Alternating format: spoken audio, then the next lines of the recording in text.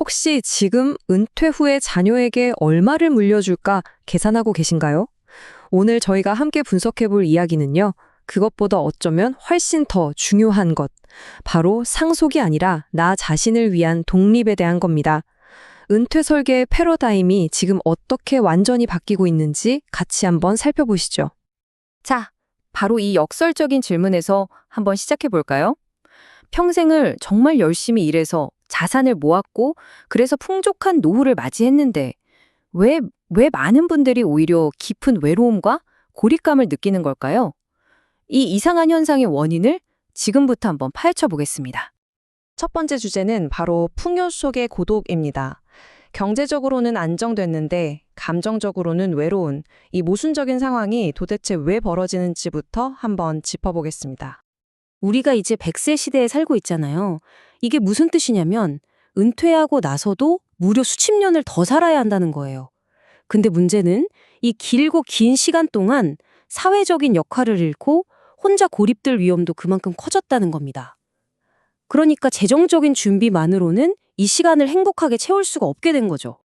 그렇다면 우리는 은퇴를 위해 진짜 무엇을 준비해야 할까요? 이제는 은퇴 후에 필요한 자본의 의미를 완전히 새롭게 정의해 봐야 할 시간이 왔습니다. 과연 돈만 있으면 모든 게 해결될까요? 가장 핵심적인 변화가 바로 이겁니다. 과거의 목표가 자녀를 위한 상속이었다면 이제 새로운 목표는 나 자신을 위한 독립이라는 거죠. 얼마나 많이 물려주느냐가 중요한 게 아니라 내 남은 삶을 얼마나 풍요롭게 잘 사느냐, 즉 삶의 질이 훨씬 더 중요한 척도가 되었다는 뜻입니다. 이게 그냥 생각만이 아니에요. 실제 데이터가 이걸 보여주고 있습니다. 보세요. 우리나라 자산가들이 이제 자산을 상속하거나 증여하는 것보다 본인의 노후 자금으로 쓰겠다는 비중이 더 높아졌습니다. 내 생애 동안의 재정적 독립이 이제 최우선 과제가 된 겁니다. 여기서 아주 중요한 개념이 하나 등장합니다. 바로 사회적 자본이라는 건데요.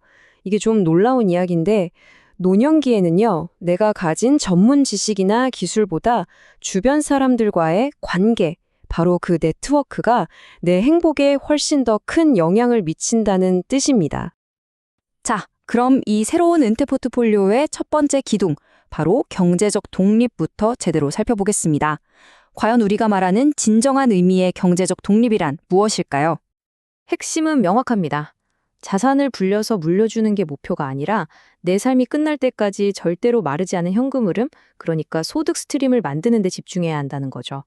이것이야말로 길어진 노후, 즉 장수 리스크에 대비하는 가장 현명한 전략이라고 할 수 있습니다. 실제로 부유층의 무려 76.7%가 이미 개인연금을 적극적으로 활용하고 있다고 해요. 이게 단순히 자산을 묶어두는 게 아니고요. 매달 예측 가능한 소득으로 전환해서 경제적인 안정은 물론이고 심리적인 안정감까지 확보하는 거죠. 진정한 독립의 핵심이 바로 이 차이에 있습니다. 기존 주택연금은 배우자에게 승계할 때 자녀들의 동의가 필요해서 갈등의 소지가 좀 있었거든요. 하지만 신탁형 주택연금은 다릅니다. 자녀 동의 없이도 안정적으로 승계가 가능하니까 누구에게도 아쉬운 소리를 할 필요 없이 완벽한 경제적 자율성을 확보할 수 있게 되는 겁니다. 자, 경제적 기반이 마련되었다면 이제 두 번째 기둥으로 넘어가 봐야겠죠. 이건 돈으로 살 수 없는 어쩌면 가장 중요한 자산일지도 모릅니다. 바로 사회적 연결망입니다. 사회적 자본이라는 게 뭐냐면요. 이렇게 눈에 보이지 않는 자산을 말해요. 예를 들어 어려울 때 기댈 수 있는 친구, 함께 취미를 즐기는 이웃처럼 우리 삶을 풍요롭게 만들어주는 모든 관계의 힘을 의미하는 거죠. 이 둘의 차이를 아는 게 정말 중요합니다. 우리가 평생 쌓아온 직업적인 기술, 이걸 인적 자본이라고 하는데요. 이건 은퇴하고 나면 그 가치가 줄어들 수 있잖아요. 하지만 친구나 이웃과의 관계 같은 사회적 자본은요, 오히려 나이가 들수록 그 가치가 더욱 커집니다. 그럼 이렇게 중요한 사회적 자본, 도대체 어떻게 쌓을 수 있을까요? 핵심은 은퇴 후의 시간을 진지한 여가로 채우는 겁니다. 새로운 걸 배우고 봉사하면서 공동체에 기여하는 거죠. 이렇게 되면 우리는 더 이상 단순한 소비자가 아니라 기여자로서 새로운 사회적 역할을 찾을 수 있게 됩니다. 이제 마지막 세 번째 기둥입니다. 이건 바로 우리 내면의 문제, 즉 심리적인 독립에 관한 이야기입니다. 자녀에게 서운함을 느끼는 가장 큰 이유 중 하나가 바로 이 심리적 경계를 설정하는 데 실패했기 때문인 경우가 많아요. 핵심은 이겁니다. 다 큰 성인 자녀의 삶을 존중해주고 나의 행복은 오롯이 내 책임이라는 건강한 정서적 자립을 이루는 거죠. 자녀와 건강한 관계를 위한 실질적인 방법 4가지를 알려드릴게요.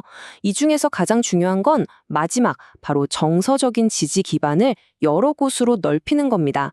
자녀에게만 의존하는 대신에 친구나 동호회처럼 나만의 네트워크를 만드는 것. 이게 결국 나와 자녀 모두를 행복하게 만드는 길입니다. 자, 지금까지 살펴본 3가지 기둥 기억나시죠? 경제적, 사회적, 정서적, 독립. 이 3가지를 종합해서 미래를 위한 새로운 청사진을 한번 그려보겠습니다. 은퇴 여정은 크게 2단계로 나눌 수 있어요.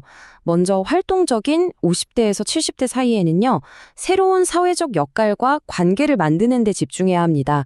그리고 80대 이후에는 혼자 고립되지 않고 공동체 안에서 필요한 돌봄을 받을 수 있도록 구체적인 계획을 미리 세워두는 것이 정말 중요합니다.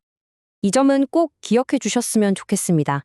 진정한 노후의 목표는 고립된 채 나 홀로 늙어가는 게 아니라 내가 살던 익숙한 공동체 안에서 이웃과 함께 더불어 나이 들어가는 것입니다. 이것이야말로 우리가 추구해야 할 새로운 노년의 모습이죠. 오늘 분석의 결론입니다. 우리의 최우선 순위는 이제 바뀌어야 합니다. 자녀에게 상속하는 게 아니라 나의 안정적인 소득으로, 자산을 불리는 게 아니라 활발한 사회적 네트워크로, 그리고 자녀 중심의 관계가 아니라 단단한 정서적 자립으로 말이죠. 이 3가지, 즉 경제적, 사회적, 정서적 자본이 바로 우리가 만들어가야 할 새로운 은퇴 포트폴리오입니다. 이제 마지막 질문을 여러분께 던집니다. 단순히 상속할 재산만 생각하고 계신가요? 아니면 당신의 남은 인생을 풍요롭게 할 진정한 독립 자본을 쌓고 계신가요? 이 질문에 대한 여러분의 답이 앞으로의 노후를 결정하게 될 겁니다.